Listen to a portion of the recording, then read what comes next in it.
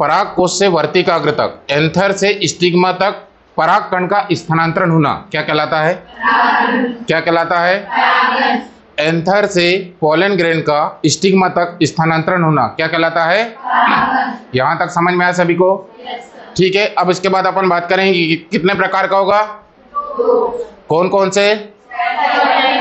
Self pollination का मतलब होता है स्वपरागन, और क्रॉस पॉलिनेशन का मतलब होता है सेल्फ पॉलिनेशन का मतलब, और क्रॉस पॉलिनेशन का मतलब। ठीक है, अब अपन बात करते हैं सेल्फ पॉलिनेशन। सेल्फ पॉलिनेशन की अगर बात करते हैं, एक प्लांट है, इसका अगर सिंगल प्लांट में अगर एक सिंगल फ्लावर में अगर पॉलिनेशन होता है तो इसको क्या बोलेंगे अपन? ऑटोगेमी। क्या बोलेंगे? अगर एक प्लांट इसके दो डिफरेंट फ्लावर में अगर पॉलिनेशन होता है तो इसको क्या बोलेंगे अपन? जेटेनोगेमी। क्या बोलेंगे? एक प्लांट है, उसके सिंगल फ्लावर में यदि पॉलिनेशन होगा तो उसको क्या बोलेंगे? ऑटोगेमी। क्या बोलेंगे? अगर दो अलग अलग फ्लावरों में पॉलिनेशन होता है इसको क्या बोलेंगे अपन? जेटेनोगेमी। क्लियर हुआ सभी को? अब क्रॉस पॉलिनेशन का मतलब होता है दो प्लांट के दो अलग अलग फ्लावरों में जब पॉलिनेशन होता है तो उसको क्या बोलेंगे? Cross pollination. क्या बोलेंगे? क्रॉस पॉलिनेशन का मतलब होता है परपरागन। यहां तक क्लियर हुआ सभी को?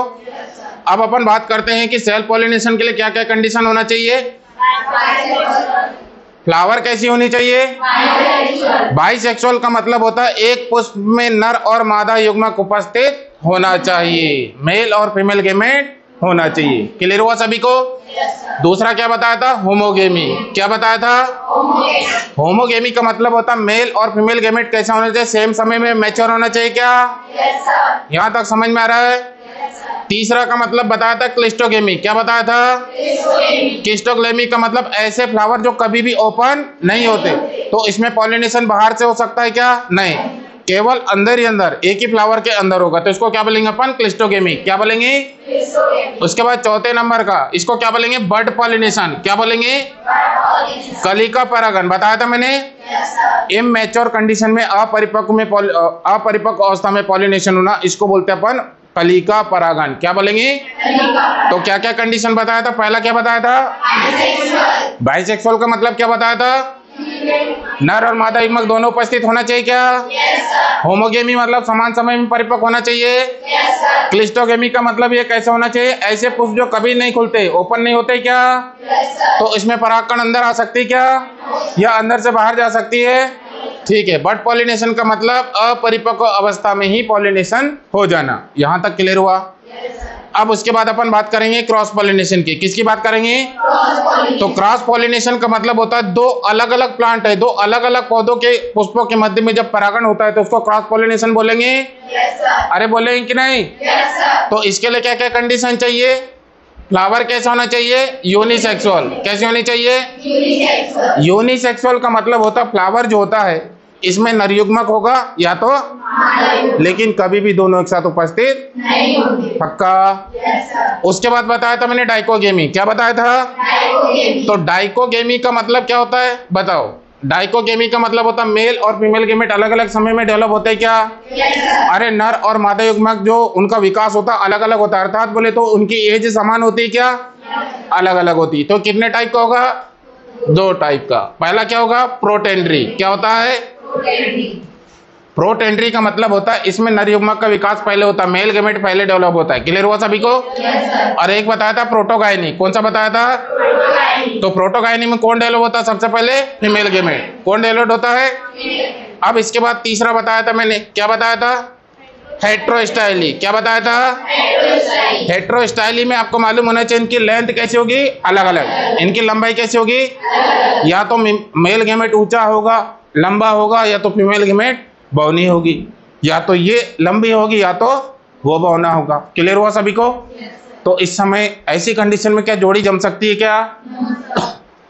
तीसरा। चौथे नंबर का कौन सा बताया था? हर्कोगेमी। कौन सा गेमी? तो हर्कोगेमी में आपको मालूम होना चाहिए ये सेल्फ पॉलिनेशन को, स्वपरागण को रोकने की विधि होती है। बताया था? अरे बताया था कि नहीं? तो क्या क्या कंडीशन चाहिए? सबसे पहले फ्लावर का कैसा होना चाहिए? यूनिसेक्सुअल मतलब एकलिंगी। पुष्प में क्या होना चाहिए? या तो मेल गेमेट हो या तो।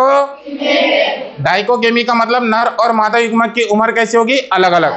मेल और फीमेल गेमेट का डेवलपमेंट अलग अलग टाइम में होगा। ठीक है। अगर मान लो पहले मेल गेमेट डेवलप्ड होगा तो उसको क्या बोलेंगे अपन? प्रोटेंड्री। क्या बोलेंगे?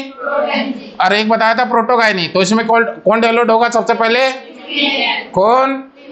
अब उसके बाद हेट्रोस्टाइली, किसकी बात करेंगे? हेट्रोस्टाइली में नर और मादा युग्मक की लंबाई अलग अलग हो सकती है क्या? अब हर्कोगेमी का मतलब होता है इसमें सेल्फ पॉलिनेशन को रोकने की विधि होता है क्या ये? पक्का। अब आपको मालूम होना चाहिए कि एजेंट ऑफ क्रॉस पॉलिनेशन, या अपन बात करेंगे कि टाइप्स ऑफ क्रॉस पॉलिनेशन। तो सबसे पहले क्या बताया था? एनिमोफिली। क्या बताया था? एनिमोफिली का मतलब होता है जब पॉलिनेशन किसके माध्यम से होता है? हवा के द्वारा, एयर के द्वारा होगा तो उसको क्या बोलेंगे? एनिमोफिली। क्या बोलेंगे? उसके बाद कौन सा बताया था? हाइड्रोफिली। कौन सा बताया था?